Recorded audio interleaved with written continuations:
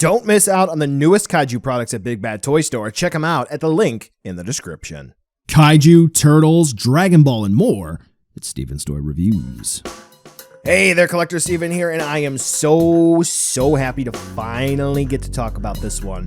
So let's get ready and jump right into it. Today we're going to be taking a look at the SH MonsterArts Hedora, I like to say Hedora, 50th Anniversary Special Commemorative Set. Whew, or the Hedora 50th Anniversary Set, as I'll just call it for short. So a little bit late on the release for the set, coming out officially in June of 2022, which is going to miss the 50th anniversary proper for release, but orders through Premium Bandai were open in the 50th anniversary year. However, here's the cool part. The fine folks over at Bandai Namco Collectibles, previously known as Bluefin Brands, they brought this on over to the United States, and it should be at retail for the US soon. So if you got your orders in, don't worry, it should be filled relatively soon. Please note there are a whole bunch of delays.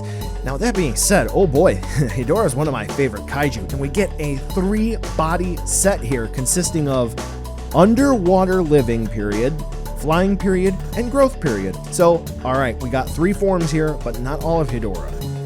Is it going to be worth it? Should you fork over the $200 for it? Lots of questions, so let's cut the chit-chat and take a look to see whether or not this set's going to be worth adding into your collection. It's like a game of Pokemans up in here. We're going to go start from the small one and work our way up to the big.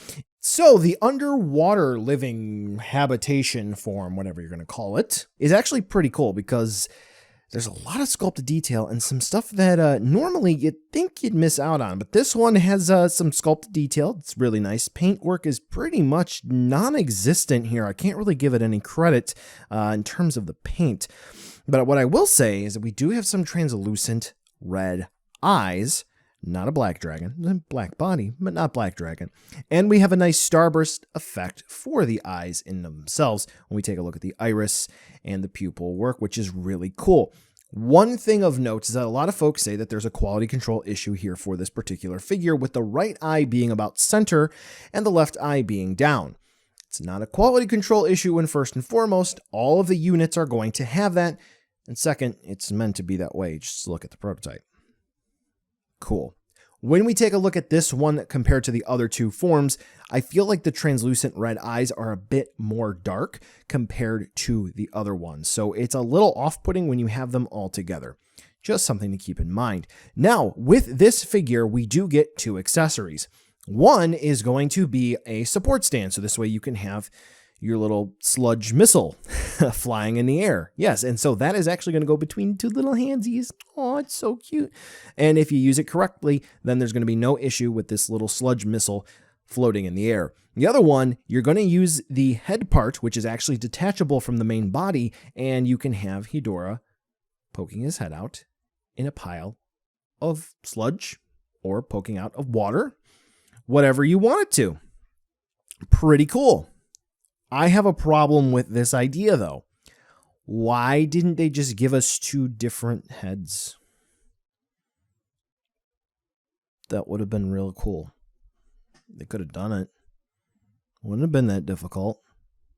That way we can have multiple display options instead of having a useless puddle or a useless Hedora body with no head. You like the head, don't you? Flying form. All right, so the flying form. Gotta say that there's going to be a flaw here that a lot of folks probably won't even catch and it won't bug them. But once it's pointed out, you're going to go, ooh, Bandai, what are you doing? So the back of the flying form actually does have paint. Kind of consistent to the back of the main form of Hedora, the egg sac, as some folks like to call it. Yeah, we had a discussion on this on my Discord. Haha, nice plug there. And it is very difficult to see in some shots, but yes, in fact, there is the typical standard Hedora pattern on the flying form's back. So that is a miss on Bandai's part. However, they did actually have a nice execution of different grays that are used on the flying form. So it's not like they didn't put any effort here. It's just something that was missed. And quite frankly, if you do take a look at some Hedora product, they actually don't put that on it. So is it their fault? I'm going to say yes, but they're just joining in with the crowd. The eyes look great as well. As stated before, they're using red translucent plastic, though mine has just a little bit of a dingleberry there that I can just go ahead and take care of with a pair of tweezers, and I can pluck that out. Not a big deal. Now, Hedora is going to have those little fingers that he uses to carry Godzilla around, so whenever we're going to get the Godzilla for the corresponding movie, Bandai, please let me know, and I will be more than happy to get one, yes. These are actually going to be made of a softer plastic, and I'm a little disappointed here because there's no hint or an indication that we will be able to swap this out for that to be recreated. Bummer. But with that being said, they did actually sculpt the underside and they painted it well enough, which is very cool. Now, flight stand. This is neat because first and foremost, if you're looking for the copyright information or the trademark and to notify production run, it's going to be on the cradle for Hedora here. So comes in 3 parts, easy to use, real cool. If you use it correctly, which I'm going to show you how to use it here, it's actually super stable and it works real nice with no issues. You can shake it and it'll be fine. The only real issue with this is that it is one size. So you can't get Hedora to fly higher or fly lower. So you're kind of stuck. Unless you know how to fiddle around with the stage act stuff, then c'est la vie. It is what it is. So overall, for the flying form of Hedora, nice. I think it really works. It's just a bummer they missed the pattern on the back, which is a bit more intricate. Now the moment you've all been waiting for. The main form of Hedora. And I do have to say that, okay. So out of the top 5 kaiju that I have and that I love, Hedora is going to be there. I really do like this kaiju. It's so very interesting, especially with the different life forms. And I'm pretty upset we don't get what is known in the community as the crawling stage here. But for this one, I think for the final product, it's a win. I'm just going to go ahead and say it's a win. However, when we compare it to the prototype, I am going to note that there are quite a few things that they absolutely changed. And right now, I am looking to my left. I have the figure on the table, and immediately in front of me, I have the prototype in the promotional pictures that I'm taking a look at. You can even hear me clicking. So right away, we can see that the reds that were used in the promo pictures on the prototype, they were a bit more vibrant, and I would even dare to say they are edging very close to crimson, which really helps to enhance some of the details on the prototype. On the final product, they're a bit closer to a pink, which is not bad. It actually really helps the colors stand out. However, it does not appear to be as menacing or as toxic as you would expect Hedora to be. Likewise, the eyes appear to be a bit more of a bright color and almost difficult to identify that they're translucent instead of just shiny plastic, whereas it is very clear on the prototype that they almost look like clear entirely, with no mistake at all that that's translucent plastic that is used. It goes without saying that the prototype paint applications are significantly cleaner than what we have on the final product, but it also does look like there is better contrast and there is a significantly more vibrant paint application as well. But with that being said, I do think that what we do have for the final product does look very nice. There is a nice utilization of different subtle blues and grays and even some blacks here and there that really do make Hedora look busy depending on where you're taking a look at the figure. And this is done in actually a rather nice way. Sometimes when you say busy, you think, oh, okay, I don't know where my eyes should go with Hedora. But what I'm saying is that wherever you do look, there are so many different details. And then when you turn Hedora over for this part, that part, or the other part, i.e. underneath the hands, you're going to see, oh, there's even more detail there. Essentially, there's just so much stuff crammed into the Smog Monster. I'm very surprised that not only were they able to deliver in terms of not really mucking up anything bad with the paint application, everything did come out very nice, just different compared to the prototype. It came out coherently. So, different from the prototype. Yes, I'm rather disappointed that it doesn't quite match up one-to-one, but for the final product, it doesn't look too bad. Okay, so the fairer question is what doesn't move on this thing? Because if you get this and you start fiddling with it, you're going to go, oh, that moves. And then that moves. And then the other thing moves. But I will say, It does seem to have a universal quality control issue that a lot of folks have been suffering. And we'll talk about that in a second. But yes, legitimately, so much moves on Hedora. What do we have? Well, the head and the neck system is rather odd. So let's talk back here first. It's very clear that there's some sort of multi-flap system here where it seems like this is plugging into the head area on a ball joint, and that does move for you, right? It moves up and down, or maybe that's going to be a hinge, but you'll see in a second. So that does want to move, and it does help you with clearance. So we do have this flap that moves, and then this flap that plugs into this flap, and that's all very fine and dandy. Then we have the head that plugs into the neck, and that, get ready, is going to plug in on a ball joint. So this way we can get Hedora to look like frickin' Cthulhu here. Look at that. And then we can tilt. Look at that. Look at that. That's why I said this whole thing is really weird, okay? So, and we can get, look, left, right, up and down. Real tight. You're going to have to put your tuchus into it. But, yeah, Hedora can do all sorts of neat things. And then if we just take a quick look, we can see that it's a ball joint there. And then it looks like the neck even here, where it all plugs in, is on a ball joint as well. So Hedora can look down effectively that far, and then pushing everything can look up about that far as well. So that's cool. Now, I'm going to go ahead and talk about it right here. Hedora has an ab crunch. It's hidden very well. As I move the arm, you can see that this is all one shell. And yes, you can twist and turn from side to side, rock up and down, rock forward and back, side to side.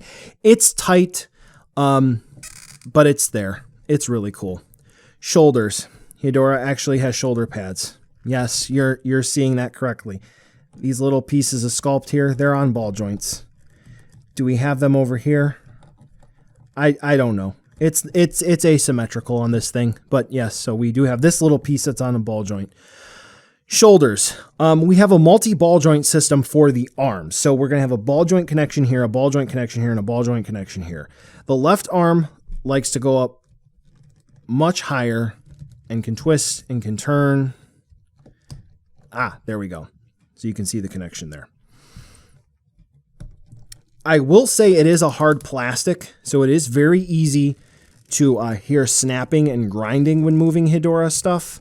But realistically speaking, stuff's popped off and popped back on with no issues for me yet.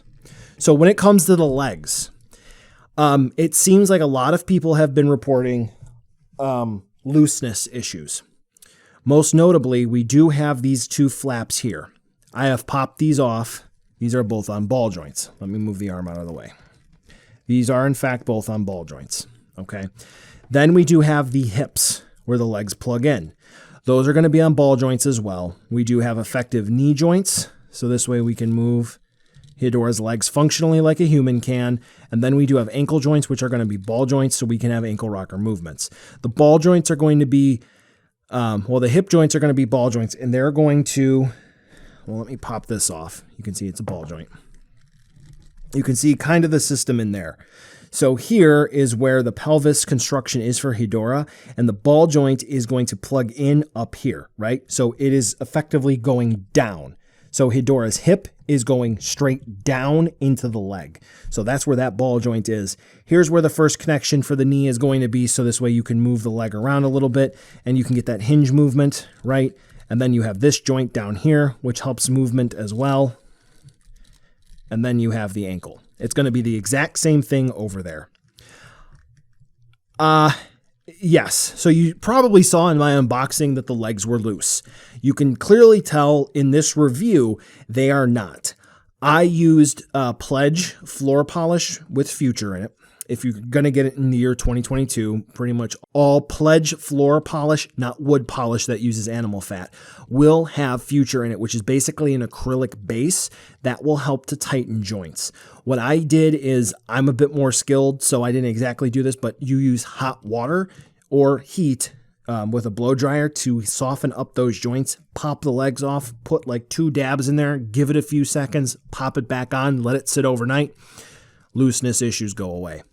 Tail, where it plugs in, no, it doesn't seem like we have a joint, but We do have, see now here, I'll talk, okay, so we do have a multiple ball joint connection. There we go. And we have considerable range of movement there, which is really good. Now what's interesting is that the ball joints for Hedora actually look like half ball joints. They're like half balls. They're not full balls. So yeah, I'm sure I missed a point of articulation or two. Do I care? As I drop my remote shutter. No, not really. Why? This thing is loaded with joints. You can do whatever you want, and everything is hidden. Anyone who complains about gaps or over-engineered stuff, you can miss me with that. It's engineered, aside from the loose hips, flawlessly. Deal with it. Now we'll go ahead and move on over to a size comparison because quite frankly, we already covered the accessories with each of the respective forms.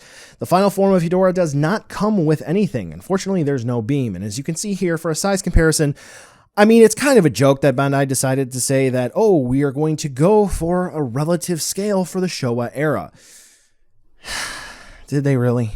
Because everything Showa is just cattywampus. It just doesn't make any sense to me.